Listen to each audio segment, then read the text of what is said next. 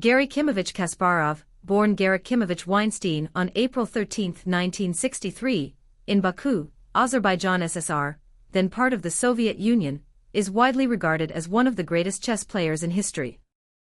His extraordinary career, marked by relentless ambition, strategic brilliance, and a fighting spirit, transformed the game and established him as a global icon. Beyond the chessboard, Kasparov's intellectual depth, political activism, and advocacy for human rights have made him a powerful voice in modern society. Kasparov's journey into chess began at an early age. Introduced to the game by his parents, his father an engineer, and his mother, a doctor, both enjoyed chess, he showed remarkable talent from the start. At 5, he began studying the game seriously, absorbing strategies, and analyzing positions with unusual focus for a child. By the age of 7, he was training at the Baku Palace of Pioneers, where his natural abilities quickly became apparent. His mother, recognizing his potential, devoted herself to supporting his development, moving with him to Moscow when he was 15 to ensure access to top coaches and competition. In the late 1970s and early 1980s, Kasparov rose rapidly through the Soviet chess system. He earned the title of International Master in 1979, and became a grandmaster in 1980, at just 17 years old, one of the youngest in history at the time. His aggressive, dynamic playing style contrasted with the more positional approaches of many contemporaries. He combined deep calculation with psychological pressure, often forcing opponents into uncomfortable positions. His breakthrough came in 1984 when he challenged Anatoly Karpov for the World Chess Championship in a marathon match that captivated the world. The rivalry between Kasparov and Karpov defined a generation of chess.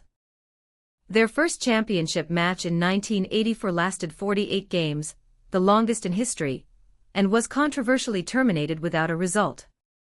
Undeterred, Kasparov returned stronger. In 1985, he defeated Karpov to become the youngest ever world chess champion at age 22. He successfully defended his title against Karpov in rematches in 1986, 1987, and 1990, solidifying his dominance. During this period, Kasparov consistently topped the FIDE ratings, often with a significant lead, and won numerous elite tournaments, including Linares and Tilburg, against the world's best players. Kasparov's peak years in the 1980s and 1990s established new standards of excellence. He maintained the world No. 1 ranking for a record 225 consecutive months. His playing style evolved to incorporate greater positional understanding while retaining its attacking edge. He developed innovative opening ideas, particularly in the King's Indian Defense and Sicilian Najorf, many of which remain relevant today. His games against top grandmasters became masterclasses in dynamic chess, showcasing his ability to seize the initiative and convert small advantages into decisive victories. A pivotal moment in chess history came in 1997 when Kasparov faced IBM's supercomputer Deep Blue in a highly publicized match.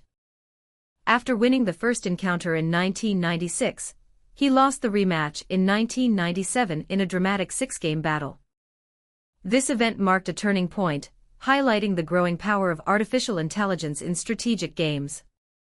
Kasparov responded by promoting advanced chess, where humans use computer assistance, and continued competing at the highest level.